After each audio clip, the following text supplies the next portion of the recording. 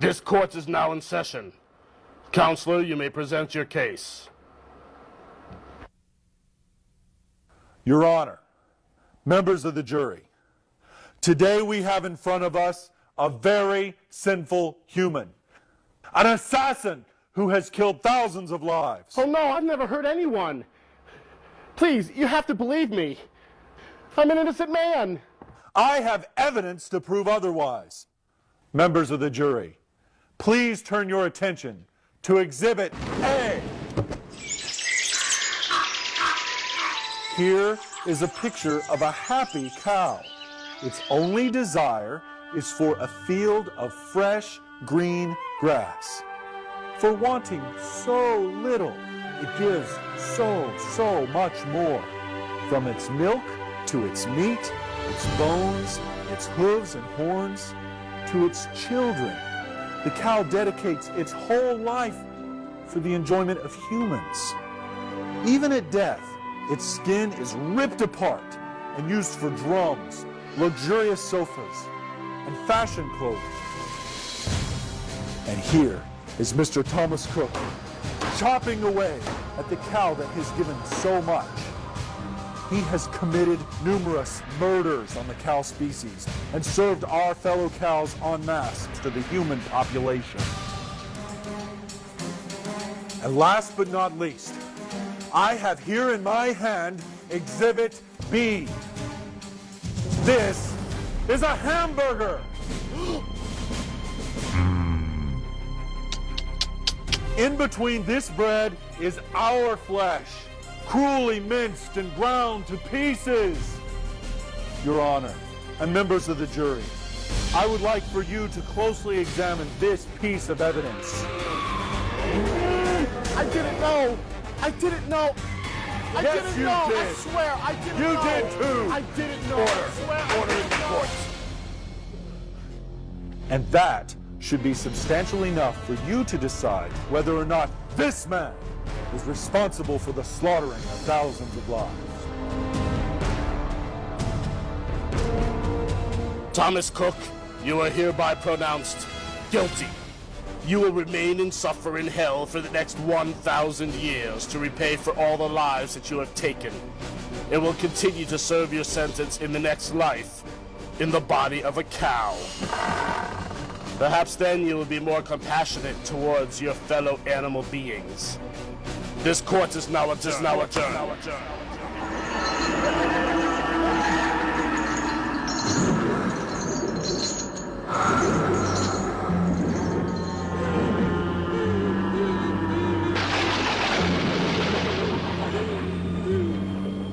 How terrifying. A very frightening sight indeed. We have just witnessed a court case in hell. This is a reminder for us that we should have compassion for animals, for they also fear death and have a desire to live. They too have the capacity to love, just as human beings do. And this brings us to the topic of today's special program: why we should and must be vegetarians for ourselves, for the animals, and for the planet. In the beginning, God had provided humankind with a bountiful assortment of delicious and nutritious fruits, vegetables, herbs, and grains for nourishment. In this garden of paradise, humans and creatures of the animal kingdom live together in peace and harmony. However, due to the depletion of natural food sources in one area, primitive tribes began to roam and forage for food. Thereafter came the creation of weapons used to hunt animals, turning them into food for human survival, disregarding the fact that physiologically humans are more suited to a vegetarian diet.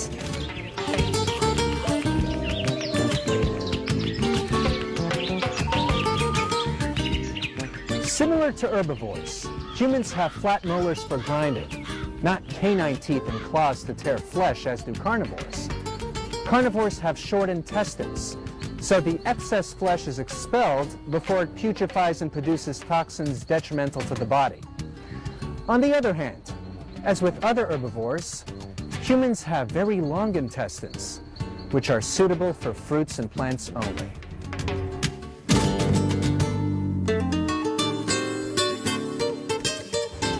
Thousands of years later, humans continue to kill animals for food and, unfortunately, for pleasure as well.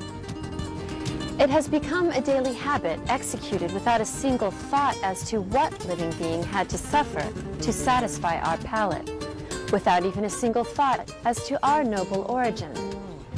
As the children of God, it seems that we are lovingly entrusted with the responsibility to be the elder brothers and protectors of creatures, large and small, on this earth.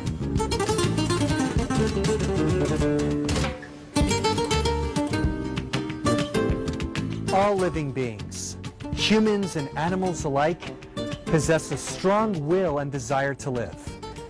If slaughterhouses had glass walls, we would bear witness to the failure of our duty as guardians of animals, for we will see the unbearable suffering and death of tens of millions of cows, chickens, pigs, and calves every day.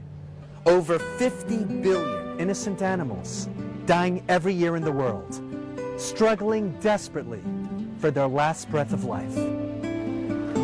Tormented their whole life, and especially at the time of slaughter, their flesh are embedded with fear, hatred, and anguish, which are then consumed by humans.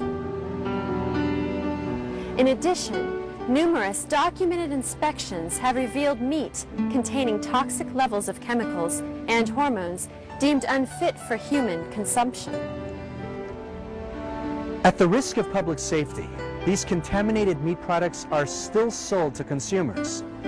Without a doubt, the food we intake affects our bodies physically, mentally, and spiritually. If we are trying to become more serene and peaceful in our lives, then we would naturally want to follow a diet that helps us achieve that goal.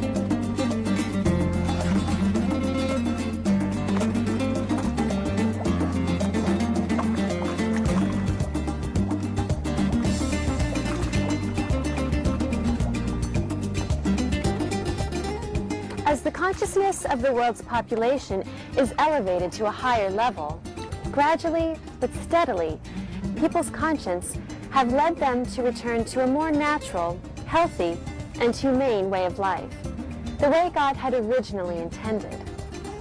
Jesus Christ, Shakyamuni Buddha, Leonardo da Vinci, Leo Tolstoy, Albert Einstein, Alicia Silverstone, Natalie Portman, Tobey Maguire, and Christy Turlington, keeping in good company, these distinguished people of the past and present have but one thing in common. As vegetarians, they are the voice for those who cannot speak, defenders of those who are weak.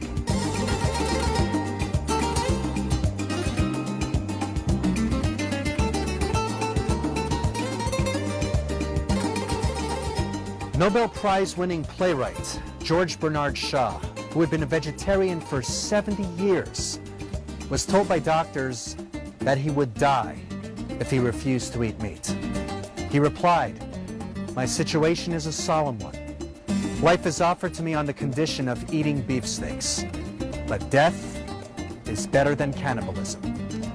My will contains directions for my funeral, which will be followed not by mourning coaches, but by oxen, sheep, flocks of poultry, and a small traveling aquarium of live fish, all wearing white scarves in honor of the man who perished, rather than eat his fellow creatures."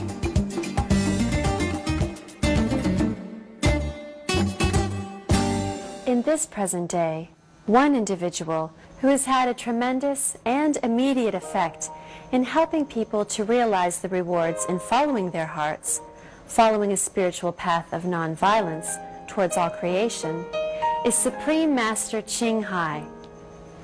As a fully realized master, it is not for economical reasons nor health reasons that she commends this compassionate way of living, but for the noble reason of spirituality. With her enlightening words of wisdom, millions of people around the world have adopted a vegetarian diet and practice the Kuan Yin method of meditation, keeping their body, speech, and thoughts pure and tranquil. Through her tireless efforts, Supreme Master Ching Hai is creating a paradise on earth for all sentient beings. We now invite you to listen to an excerpt from Supreme Master Ching Hai's lecture titled The Real Heroes, delivered in Stanton, California on May 19, 1991. May compassion fill your hearts, and together we can strive for a world of peace and harmony.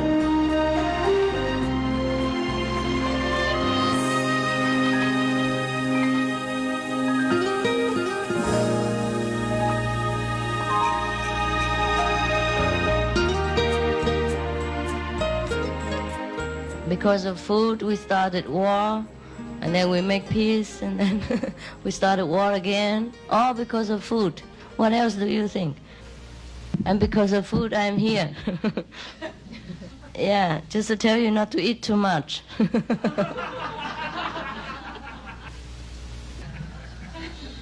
Yeah, try to put some more spiritual food inside your spiritual body. We start with food and we will end up with food. Don't worry, okay? Nobody knows how to meditate? Yeah? You do. You do, everybody does. You meditate every day on different things. Some meditate on money, some on food, some on boyfriend, some on girlfriend, some on the business, some on children, wives, husbands, business, and textbooks, yeah, and sometimes on fame, position, power, and occasionally on God when business doesn't go well. When other meditation fails, then we might meditate on God for a while. Yeah. So do not tell me that you don't know about meditation. Yeah. I just probably I will have to tell you a different kind of meditation, and by which and with which we will overcome most of the difficulties in this life.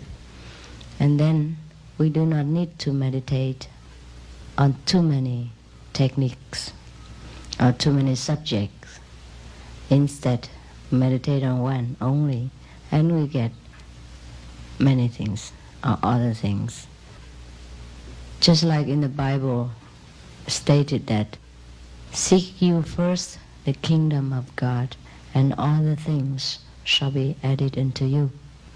All the miracles, all the satisfaction, all the fulfillment of worldly and heavenly desires come from the kingdom of God, come from the inner realization of our eternal harmony, of our eternal wisdom, and of our almighty power.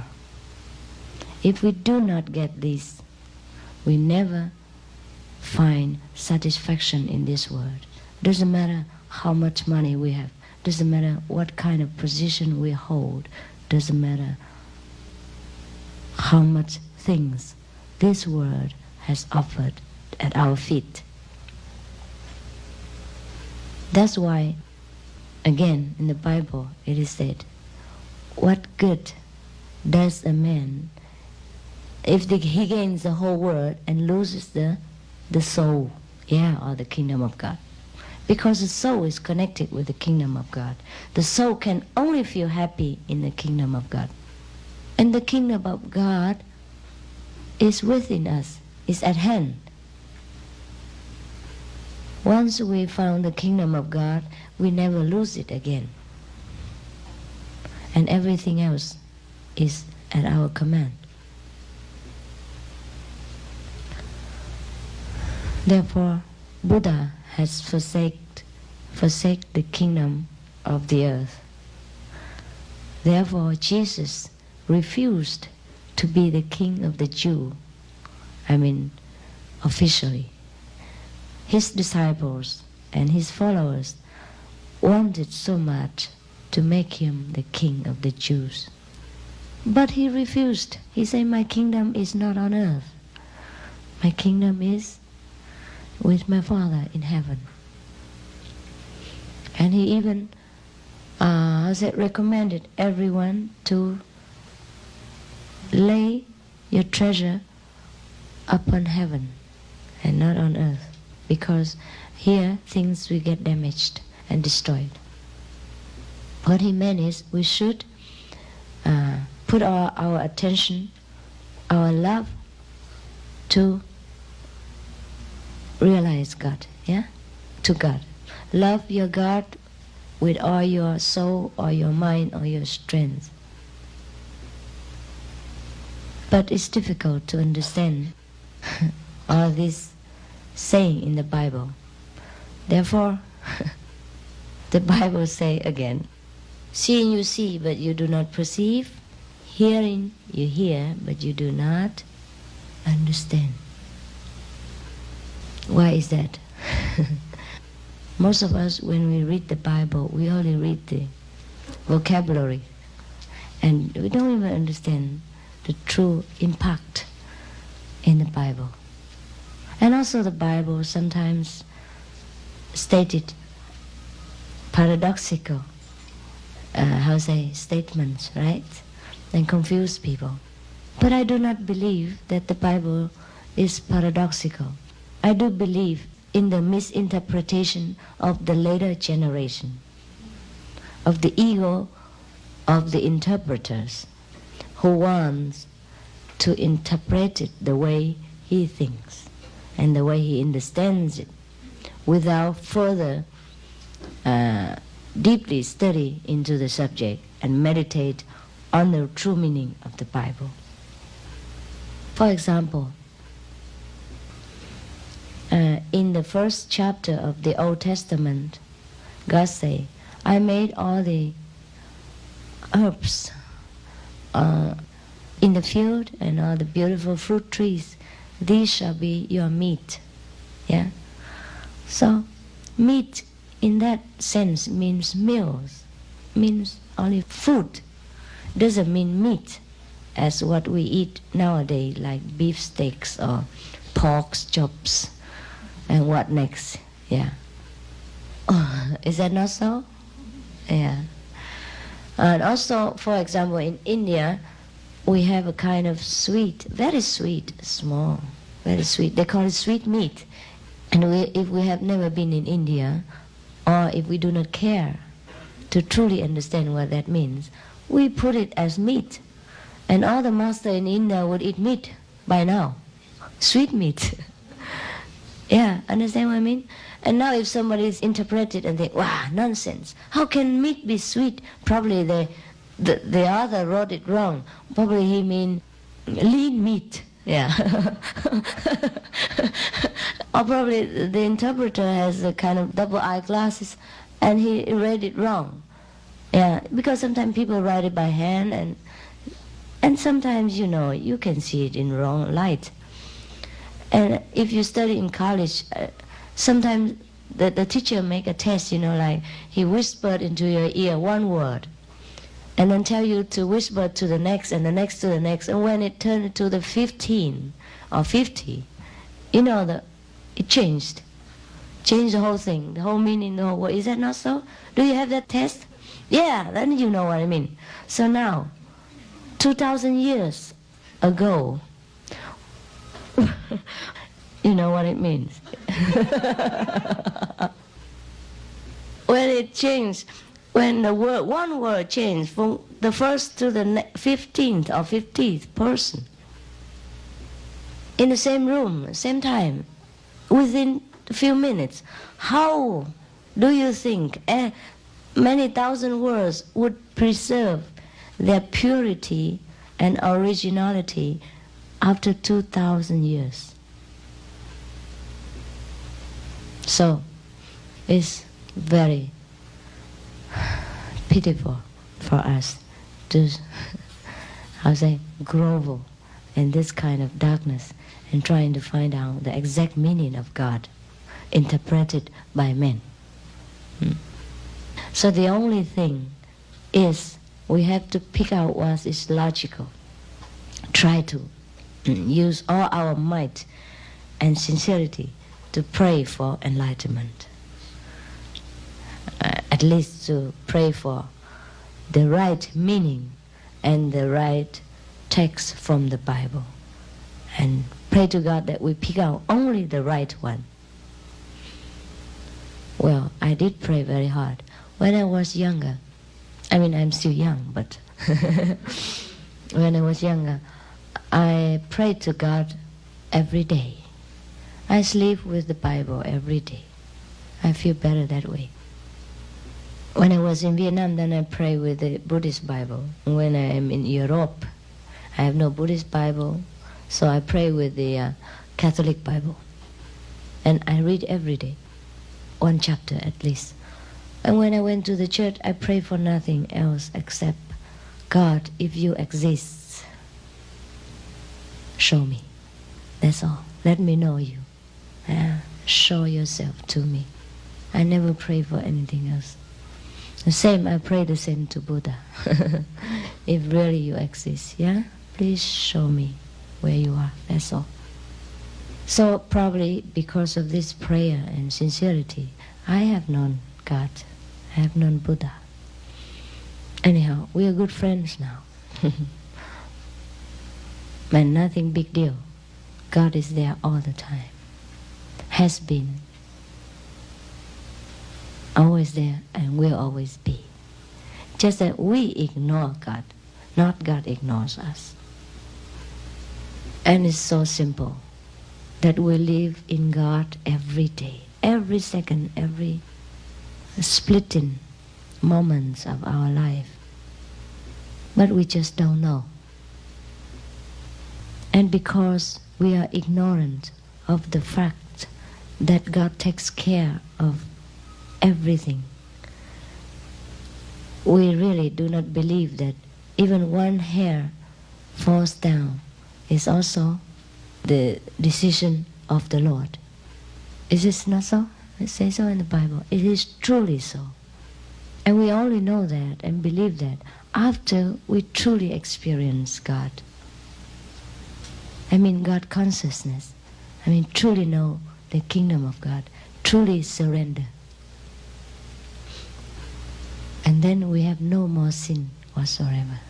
In the Bible it says God made man in his own image. That means at least we are very similar to God. Why should we be sinful if we are in the image of God? When somebody is made in the image of someone, is that very much alike? Is that not so?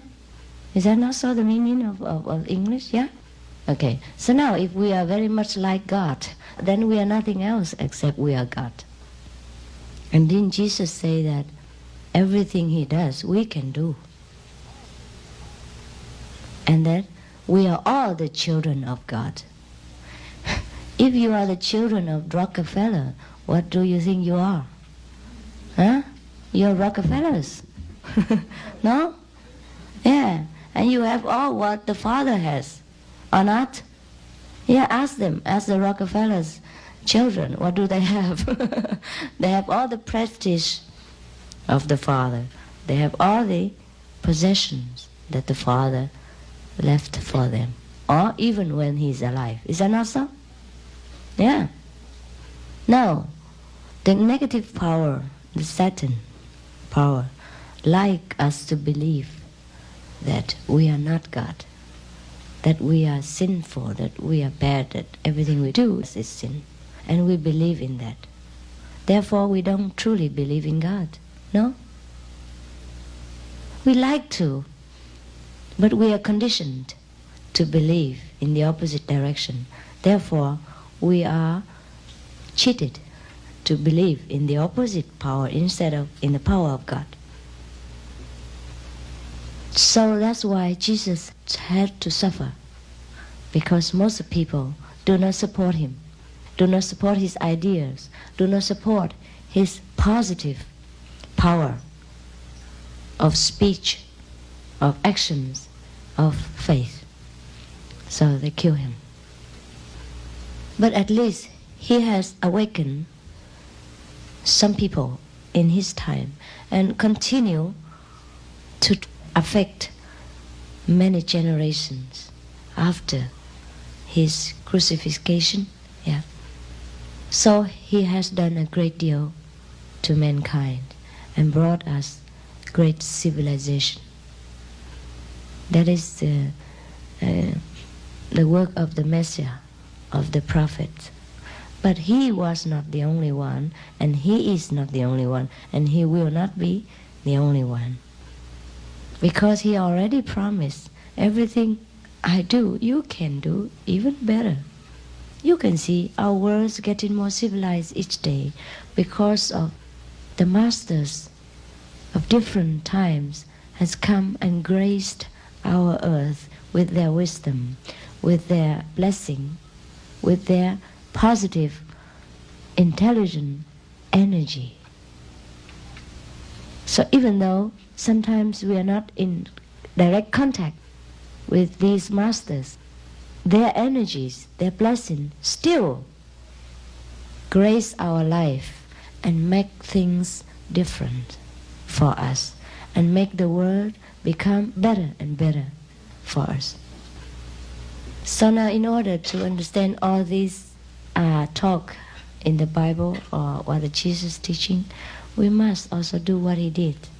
Contemplate on God. Pray in secret. If you have already studied some meditation techniques, please continue. At least it will help you to find some portion of the kingdom of God. And for what I know, the technique that we are doing is not truly a technique because nothing is written down, but the transmission comes through silence and through inner perceiving faculty, not through verbal exchange.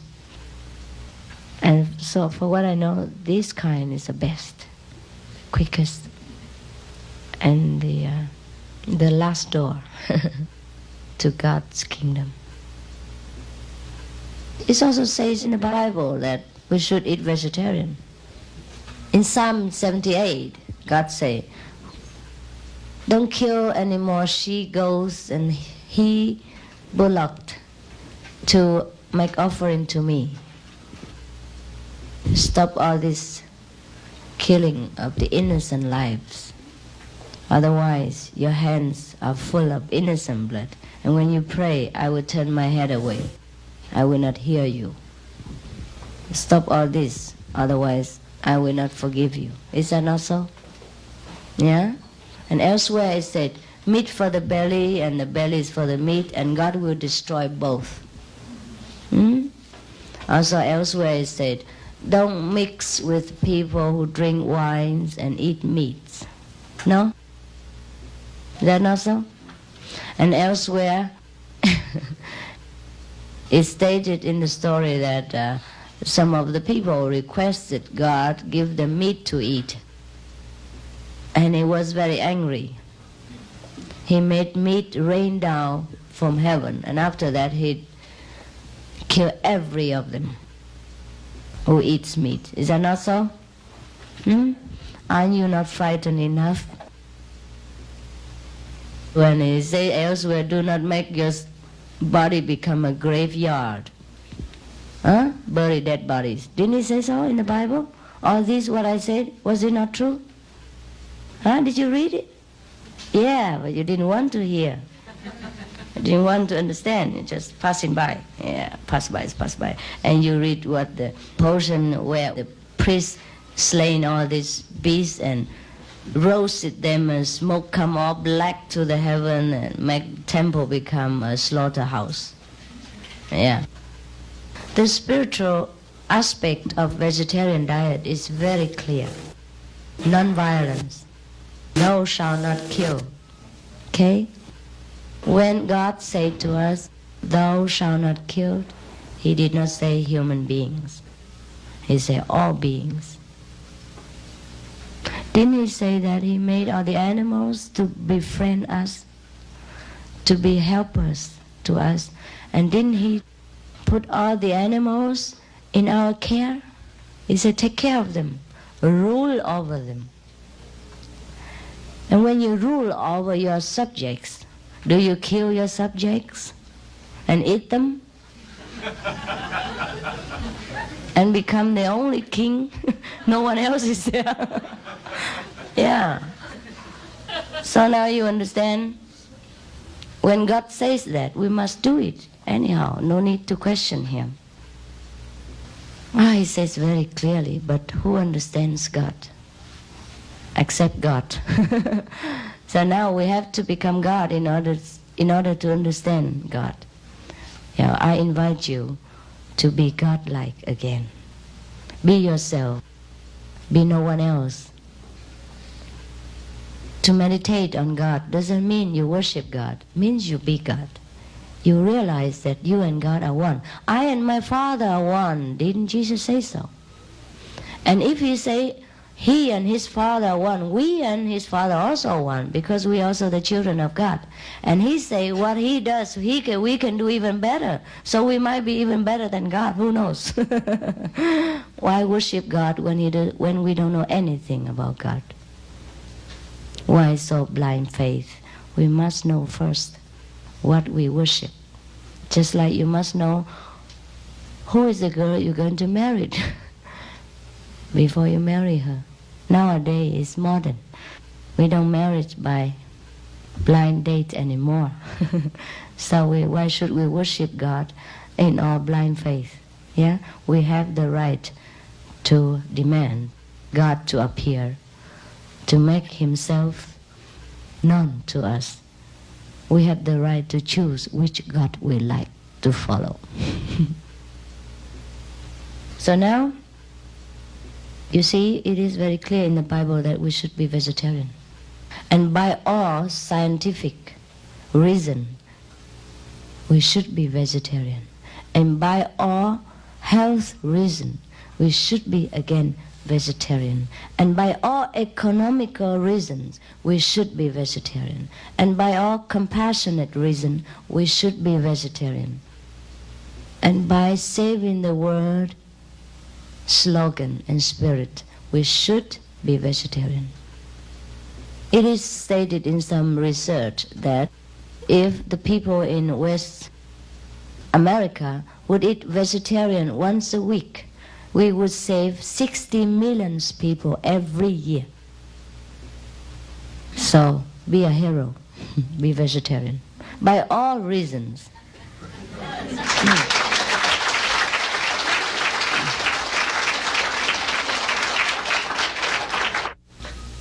A fully divine person is a fully human being. A fully human being is fully divine. Now we are only half human beings. We do things with hesitation. We do things with ego. We do not believe that it's God who arranges all this for our enjoyment, for our experience. We separate sins and virtues. We make a big deal out of everything. Understand? And accordingly judge ourselves and other people, and accordingly suffer by our own limitation about what God should do and things. Understand? Actually, because God is inside us and we'll limit him.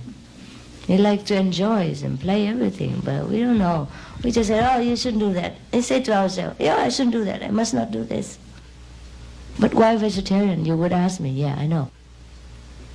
Vegetarian is just because the God inside us wants it. You understand? It's against our principle of not wanting to be killed. We ourselves doesn't want to be killed, or we ourselves doesn't want to be stolen things, for example. Now if we do that to other person, means we are against ourselves, and that makes us suffer. What everything you do against yourself make you suffer. Now you cannot beat yourself, and you shouldn't starve yourself, for example. Same thing, we should not kill, understand? Because that's against the principle of life. That make us suffer, so we don't do it. It doesn't mean we limit ourselves in that way, you understand? That means we expand our lives to all kind of lives. Our life will be not limited in this body, but extended to the life of the animals and all kind of beings. And that makes us grander, greater, happier, and limitless, okay? You see, most of the war which happen in this world due to economical reason. Let's face it. An economical reason came more urgently through hunger, understand? And through lack of food in different countries, through lack of equal distribution of food. Now, if you care to read magazines and research about vegetarian diet, you would know very well. To raise cattle and animals for meat caused our economical bankruptcy in all aspects, caused hunger of the world, at least of the third world. And it's not me who say this. It's you, the American citizens, who made this kind of research and wrote these books. You can go in any bookshops and read vegetarian research. Yeah, read, food process research. You can read like Diet from New America, from John Robbins. Yeah, he's very famous. Ice cream hero. Ice cream, millionaires. Yeah. And he gave it all up in order to be a vegetarian and write a vegetarian books against his family's tradition and business. It could mean lots of money, prestige, and business to him. But he did it for the sake of truth, yeah? That book is very good. But there are many other books and magazines which give you a lot of information and facts about vegetarian diet that could contribute to world peace. Yeah? You see, we bankrupt our earth materials for food by feeding cattle. You know how much protein, medicine, water supplies, manpower, cars, trucks, road made, and how many hundreds thousands of acres of land has been wasted before a cattle is good enough for one meal. Understand? And all these things could be distributed equally to all kind of underdeveloped countries. And then we save the hunger problem. And once, if a country is in need of food, he probably will invade another country just to save his own people. But in the long run, it created bad cause and retribution. Understand? As you sow, so shall you reap. If we kill someone for food, we get killed for food later in some other form in the next time, next generation. It's a pity that we are so intelligent so civilized, and yet most of us do not know the cause of our neighboring countries' suffering. That is through our palate, through our taste, through our stomach. In order to feed and nourish just one body, we kill so many beings, and we starve so many fellow beings, fellow human beings. Don't talk about animals yet. Understand? And this guilt, consciously or unconsciously, will weigh down in our conscience. It makes us suffer cancers, tuberculosis, other kind of incurable disease, including AIDS. Ask yourselves why our country, the Americans, suffer the most, the highest rate of cancers in the world. Because we eat a lot of beef. We eat more meat than any other countries. And ask yourself why the Chinese or the communist country, they don't have that higher rate of cancers. They don't have meat. Understand? That's what the researcher says, not I say, okay, so don't blame me. You can compare India with other countries who eat more meat, and you know, okay? Compare the aggressive of those religious sects who eat more meat than others, yeah? And you see the difference. And you see the animals who eat meat are more aggressive even than the animals who eat vegetable, no? Even in animals' kingdoms, there are differences. I've been asked thousands of times even if I don't know, I had to know by now. You mean I said you should not eat fish, and then in the Bible eat fish? But you must consider what kind of fish that is. Only 2 fish and then feed 5,000 people. Huh? It's just a miracle paper fish, okay? Out of Jesus' miracle power. It's made from air, okay? So you can call it eating air, okay? It's not real fish, okay? And then the wine was made from water. So it's not real wine, it's just water. Or you can make anything if you learn the tricks from the yogic techniques. Provided you have time and wanted to study these kind of things. But we should not.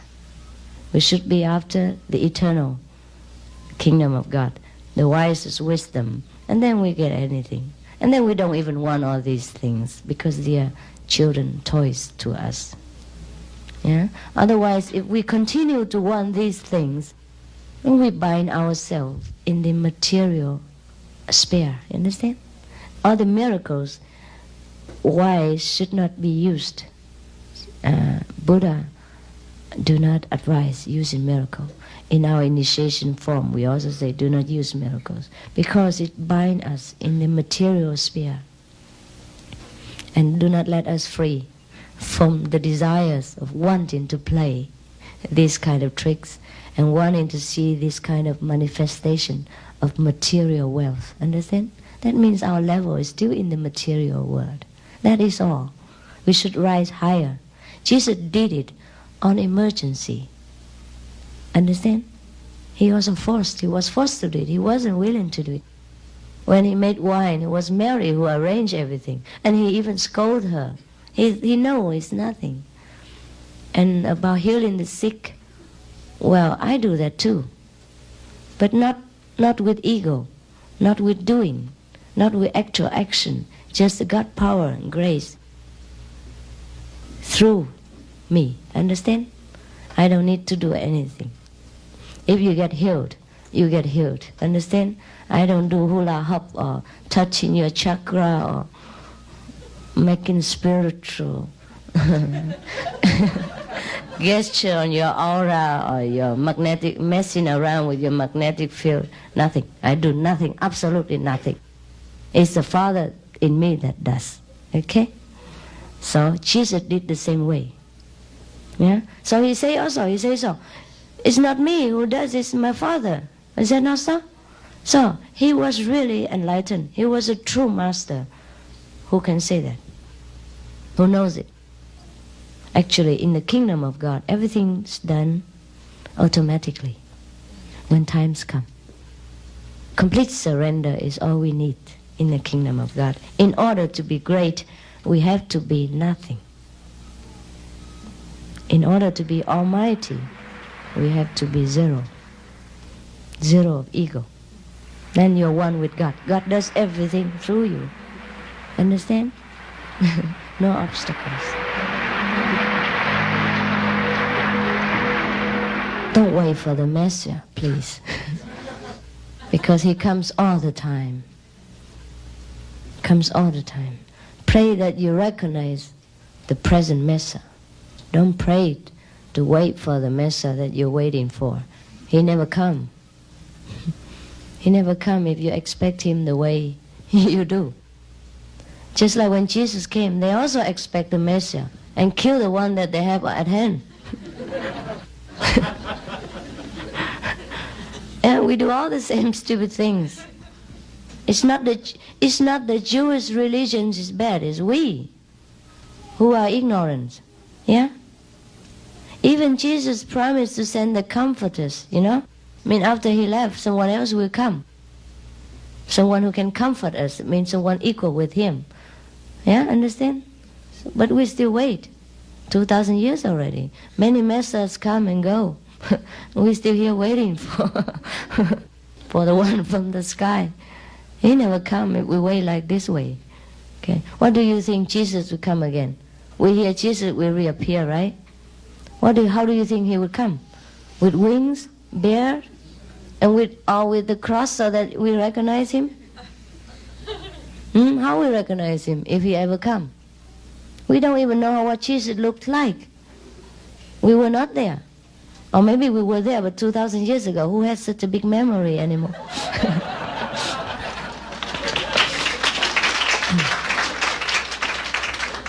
Jesus come not in appearance, but in spirit. Jesus can come to anyone who is perceptive enough, who opens the right door to let him in. And then we become like Jesus. We become like him. We become like the Father. Okay? Then at that moment, Jesus came. Jesus, come back again. Okay? He comes back all the time. Whenever we are ready, he comes. He comes through any master who is capable to house him, to house his mighty power. Yeah? That person is also Jesus. Okay? Different hairstyle, perhaps. Maybe high heel, but it's still Jesus.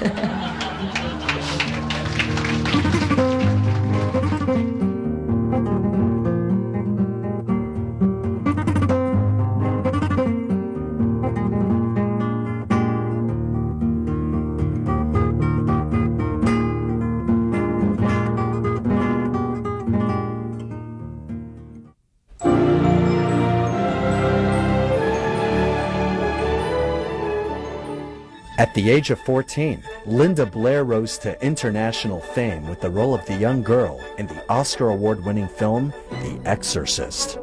Prior to this role, Miss Blair was already a familiar face in millions of homes across America as a model, appearing in over 70 commercials and hundreds of magazines. She has been nominated for the Academy Award and has won the Golden Globe Award, as well as the People's Choice Award. Through the years, she has worked with other acclaimed actors such as Elizabeth Taylor, Martin Sheen, Anthony Hopkins, Kirk Douglas, Richard Burton, and Leslie Nielsen. Miss Blair has acted in many groundbreaking films and television movies, including Exorcist II, The Heretic, Airport 1975, Chained Heat, Born Innocent, and Sweet Hostage. In addition to her many acting accomplishments, Miss Blair is a well-known and respected animal rights advocate and the author of the book, Going Vegan. She devotes her time and energy to helping fellow human beings in need, as well as her animal friends, through her charitable work with organizations such as Feed the Children, PETA, the Humane Society, and Last Chance for Animals, lending her celebrity fame and voice to educate thousands of people about animals in crisis. For her commitment and goodwill towards animals, she was recognized with PETA's Humanitarian Award and the Animal Rights 2001 Celebrity Advocate of the Year. Miss Blair now lives with her family of dogs and horses. Recently, on May 6, 2005, the Entertainment Department of the Supreme Master Qinghai International Association had the opportunity to interview Miss Linda Blair for this special episode of the television program, A Journey Through Aesthetic Realms. We now invite you to listen to the following interview with Miss Linda Blair. How did you become vegetarian in your life as an animal activist? In 1988, I was reading an article on pesticides, acid rains, how we farm animals, and that's what made me go vegetarian. And later in life, it certainly changed my life immediately. I've never had a weight problem since. I do not change weight. And if anybody knows how old I am, you know, there's something to it. Truly my life was affected, and truly the doctor said, if you don't change your eating habits and you don't change your stress level, which is of course where the meditation came in, he said you will die. Oprah Winfrey was working with my second dad, Howard Lyman, who is, his book is called Mad Cowboy. And he's a third generation cattle rancher and farmer. Oh my. And he got cancer. And he talks about all of his friends dying from heart disease. We can eliminate heart disease, cancer, diabetes, weight problems, go back to the basic foods, become vegetarian, and then go vegan. But he tells the truth, and he's committed his life, if he survived the cancer in his spinal column, and that he would tell the truth. And so he does. A lot of the illnesses is, in my opinion, coming from the foods, the water. You always hear, you know, pregnant women, you shouldn't eat the fish from over here. There's a reason for that. Mm-hmm. It's your body, your baby, your life, their future. You run a rescue out of your home. Tell us about that. I do. It's it's Linda Blair World Heart Foundation. So one dog led to another, and I became president of a dog rescue, and I realized how many people turn their animals in because they don't match the fabric, because they're having problems, they don't know how to deal with them. And so I said, I need to do shelter, I need to do death row rescue, all the moms and babies. It was really upsetting me. So I started Linda Blair World Heart Foundation, and I'm just not even 1 year new. And it's basically to get the public to take the journey with me. And together we will make a difference, because people know I will speak out. I have a very good reputation for telling the truth. Together we can make a difference. It will be a very hard fight, because where you have dog fighting, you have drugs and guns and violence. We can clean up not only Los Angeles, but America. Mm-hmm. Yes. That is my commitment, to clean up America and reduce the crime. Absolutely, absolutely. It is quite something to rescue a dog and take him home. I know Supreme Master Qinghai rescued, about 5 dogs, and she amazed me just how well she took these animals and trained them. And one of her events, she had, you know, a couple dogs sitting right next, just sitting there, so sweet, and they were rescue dogs, and they became vegetarian dogs. And she took care of them and cleaned them up, and, you know, they're just trained so perfect. She just really took the time, right? And they to take care of them. Know. Yeah, yeah. The time that you put into a child, the time that you put into an animal, you will get that back tenfold. I think the Supreme Master, it is people like her that change the world in a way that many may not see the effects of yet, but because of the humanitarianism, because of the human rights, the animal rights, she connects the world in a way that is very powerful. And what a lot of people don't realize is the power of meditation. And that love and bliss and unity and calm and understanding, the answers will come in your life through meditation. And you will also learn about compassion and sharing, and that's the true journey of the human spirit. So I know, I think it's wonderful that the show gives her the new channel to open and to show people her knowledge and love, and that we are, of course, very grateful for everything that she's done. Supreme Master, it is my honor, and I look forward to meeting you in the very near future. Thank you for everything that you do. Thank you so much. Lyndon Blair, you are a real hero, and we are just so honored to have you here today and to share your work that you do with the people of this world. And I hope that more people come to know your work, the great works you're doing on this planet. Thank you. Thank you for being here.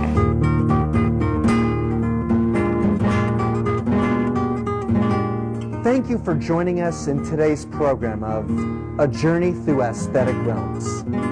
Through this special program, The Real Heroes, we hope Supreme Master Ching Hai's enlightening words will serve as a reminder for us to walk on the path of love and truth. As we become a more spiritually enlightened planet, let us strive together to live in a blissful life in harmony with nature, one that is filled with compassion for all of God's creations. May God bless you and your families with health and happiness.